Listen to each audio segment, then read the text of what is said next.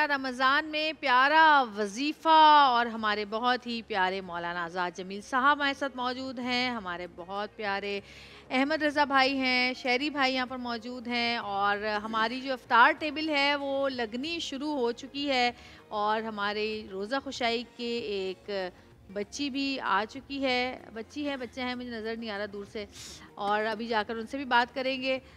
سب سے پہلے ہم سوال کریں گے آج مولانا آزاد جمیل صاحب سے کہ آج کا کوئی ایسا وظیفہ آپ بتائیے, کیونکہ میرے پاس بہت کالز آ رہی ہیں. لوگ کہتے ہیں کہ ہم نے بڑی ریمیڈیز کر لی, بڑے ٹوٹکے کر لیے, بڑی دوائیاں کھا لیں, لیکن وزن جو ہے وہ کم نہیں ہوتا ہے.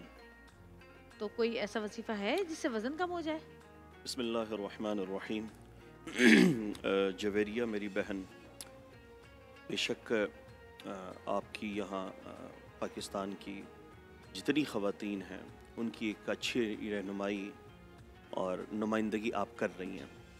تو سہل اور آسان انداز کے ساتھ جس طرح آپ ان کے مسائل رکھتی ہیں, تو ہماری بھی کوشش ہوتی ہے کہ ہم ریسرچ کر کے صرف قرآن و حدیث کی روشنی میں, نوٹ کوئی ٹوٹ کے جو مستند بھی ہو, مجرب بھی ہو. تو ان وظائف میں اتنی طاقت ہے کہ وہ پہاڑ کو ایک چھوٹا سا ٹیلا بنا سکتے ہیں. بے شک. ان وظائف میں اتنی طاقت ہے کہ وہ قطرے کو تو سمندر اور سمندر کو قطرہ بنا سکتے ہیں. ان وظائف میں اتنی طاقت ہے جس کا تصور ہم کر ہی نہیں سکتے. لیکن ان وظائف پہ آنے سے قبل جہاں سے یہ وظائف ہمیں ملے ہیں, اس گھر کی سب سے پہلی خاتون کا آج دنیا سے پردہ فرمانے کا وقت آن پڑا تھا. وہ 10 رمضان المبارک کا دن تھا جب حضرت ابو طالب اور حضرت خدیجہ سلام اللہ علیہا ان کے درمیان صرف 10 دن کا فاصلہ تھا, 9 سے 10 دن کا. تو اللہ کے نبی صلی اللہ علیہ وسلم, چونکہ آپ صلی اللہ علیہ وسلم نے جو دور دیکھا وہ دور یتیمی کا تھا, وہ دور پتھروں کا تھا, وہ دور ظلم, بربریت, انتہا پسندی کا تھا. وہ دور ایسا تھا جویریہ کہ اگر کوئی اپنا پیر پھیلاتا یوں اور کہتا کہ کوئی ہے یہ میرا پیر سکھیڑ دے یا موڑ دے, تو اگلا موڑتا نہیں تھا, اگلا کہتا تھا میں اس کو کاٹ ہی دیتا ہوں. اف استغفار. حاملہ خواتین ہوا کرتی تھی, شرط لگایا کرتے تھے کہ اس میں بیٹا ہے یا بیٹی ہے, تو خاتون کو چیر دیا کرتے تھے. استغفر اللہ. اس ظلم بربریت کی انتہا پسندی میں, جہاں کعبۃ اللہ میں بت رکھے ہوتے تھے, یہ اس چیز کا ہے, یہ اس چیز کا, یہ اس چیز کا ہے, تو اور پھر اللہ معاف کرے برہنہ طواف ہوتے تھے. وہاں پر آپ صلی اللہ علیہ وسلم جب تشریف فرما ہوئے تو لوگوں میں جو کیفیت تھی, انتہا پسندی عروج پہ تھی. جب حجر اسود اپنے مسند پر نصب کرنے کا وقت آیا تو لڑائیاں ہونے لگی. ایک کہہ رہا ہے کہ ہم زیادہ حقدار ہیں, دوسرا کہہ رہا ہے ہم زیادہ حقدار ہیں, تیسرا کہہ رہا ہے نہیں میں بڑا سردار ہوں, میں آپ سے زیادہ اچھا ہوں. تو پھر انہوں نے فیصلہ کیا کہ ہم کل حجر اسود اس شخص کے ہاتھوں نصب کریں گے جو سب سے پہلے مسجد حرام میں انٹر ہوگا. تو سارے لوگ صبح فجر میں انتظار کر رہے ہیں. جو سب سے پہلی شخصیت مسجد حرام میں داخل ہوئی تو دیکھا وہ جناب رسول اللہ صلی اللہ علیہ وسلم کی شخصیت تھی. جلوے بکھر رہے تھے. جب آپ داخل ہوئے تو سب نے کہا کہ یا محمد صلی اللہ علیہ وسلم آپ ہی فیصلہ کریں ہم حجر اسود کا کیا کریں. تو پھر آپ صلی اللہ علیہ وسلم نے کیا, آئے ہے یہاں جب ہم کہتے ہیں ہم محمدی ہیں تو ہمارے پاس مضبوط ثبوت بھی ہوتا ہے. ہم فخر پراؤڈ کیوں کرتے ہیں, ہمارا سر فخر سے بلند اس لیے ہم کہتے ہیں مسلمانوں کو نہ دیکھو, مسلمانوں کے نبی کو دیکھو. آج کے مسلمان کو نہ دیکھو, اہل بیت کو دیکھو, صحابہ کو دیکھو, قرآن کو دیکھو, حدیث کو دیکھو, ہمیں نہ دیکھو. ہم ہو سکتا ہے کچھ غلط کہیں, ہم ہو سکتا ہے کہیں پہ کچھ کم بتا سکیں, کہیں پہ زیادتی ہو جائے.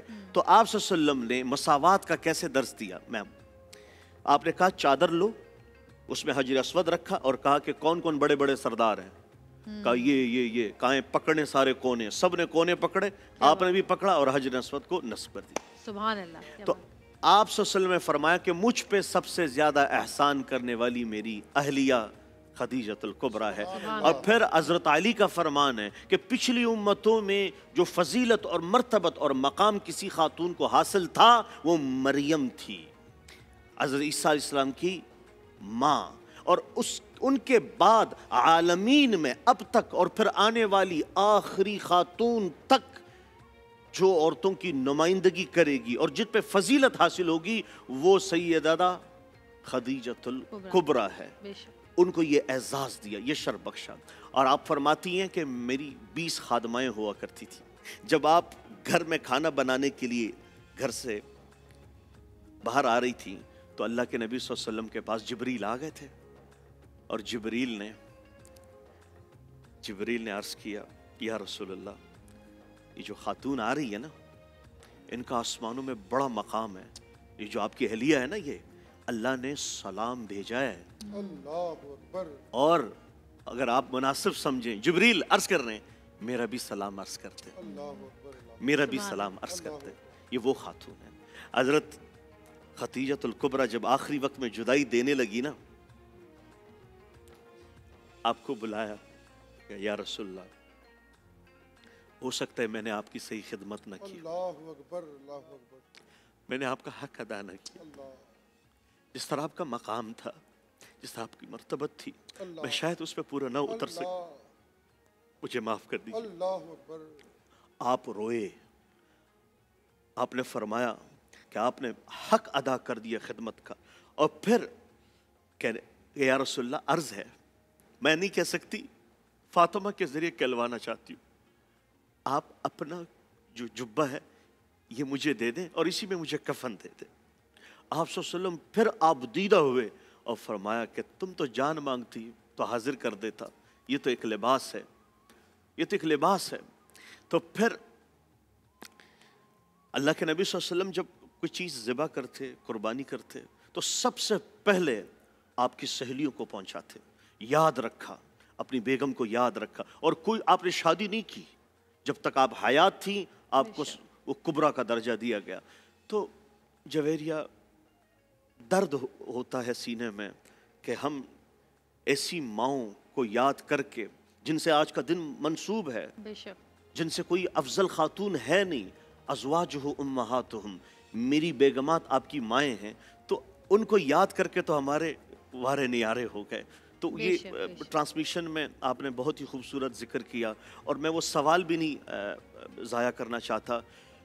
وزن اور اس کے ساتھ موٹاپا یہ ایک مرض ہے۔ آپ صلی اللہ علیہ وسلم نے فرمایا فٹنس پہ طب و نبوی سے کوئی اہم نہیں ہے۔ آپ صلی اللہ علیہ وسلم نے فرمایا سب سے بدترین گوشت اور چربی ہے جو یہاں نظر آئے، آپ نے اشارہ کیا جو ادھر نظر آئے، سب سے بدترین۔ آپ صلی اللہ علیہ وسلم نے فرمایا جویریہ کہ 2 چیزیں ہلکی رکھو۔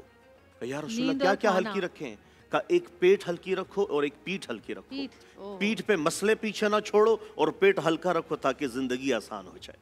تو آپ پیٹ اور وزن، کم سوتے تھے اور کم کھاتے تھے۔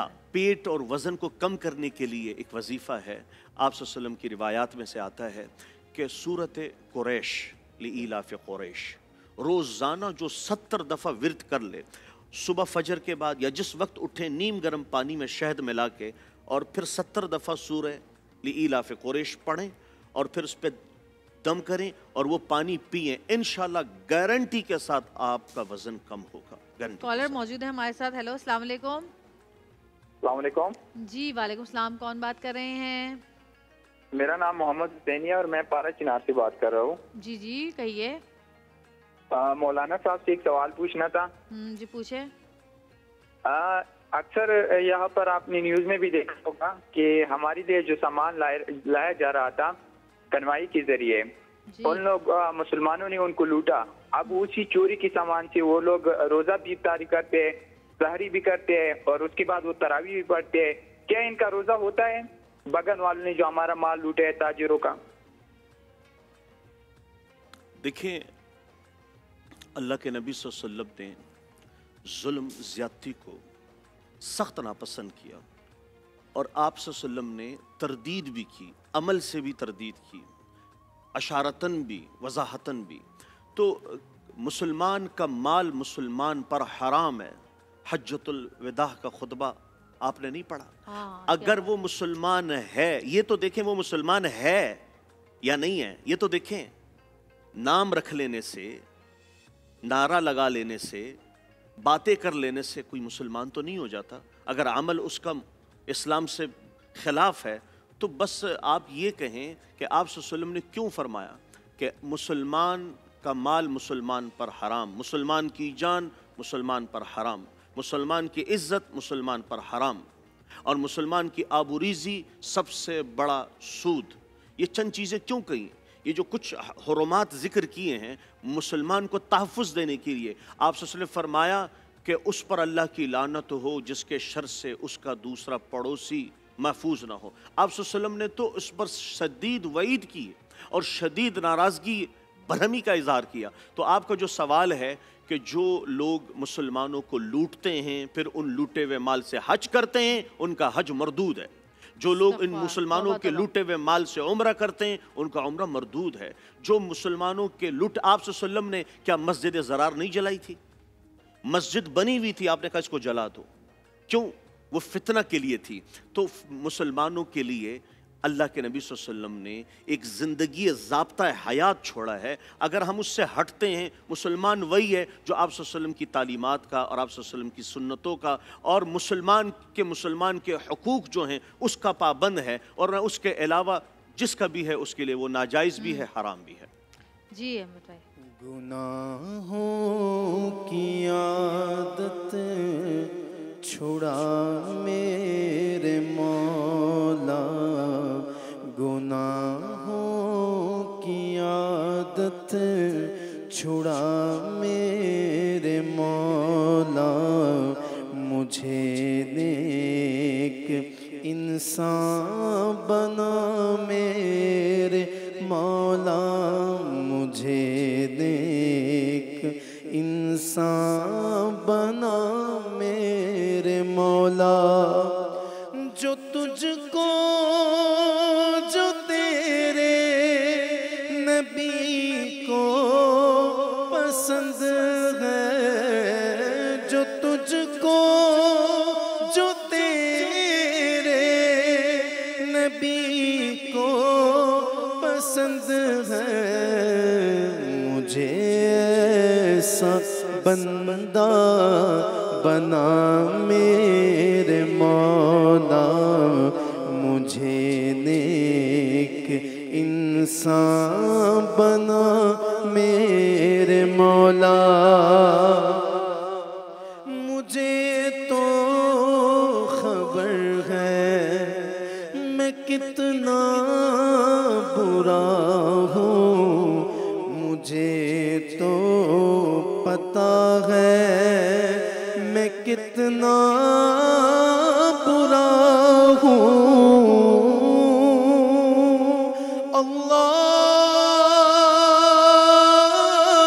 اللہم ربنا آتنا فی الدنیا حسنة وفی الآخرة حسنة وفي الآخرة حسنة وقنا عذاب النار. تجھے تو خبر ہے میں کتنا برا ہوں, تو عیبوں کو میرے چھپا میرے مولا, تو عیبوں کو میرے چھپا میرے مولا, مجھے نیک انسان بنا میرے مولا. گناہوں کی عادت چھڑا میرے مولا, مجھے نیک انسان بنا میرے مولا. تو لے گا اگر عدل سے کام اپنے, ٹھکانہ جہنم میرا میرے مولا, ٹھکانہ جہنم میرا میرے مولا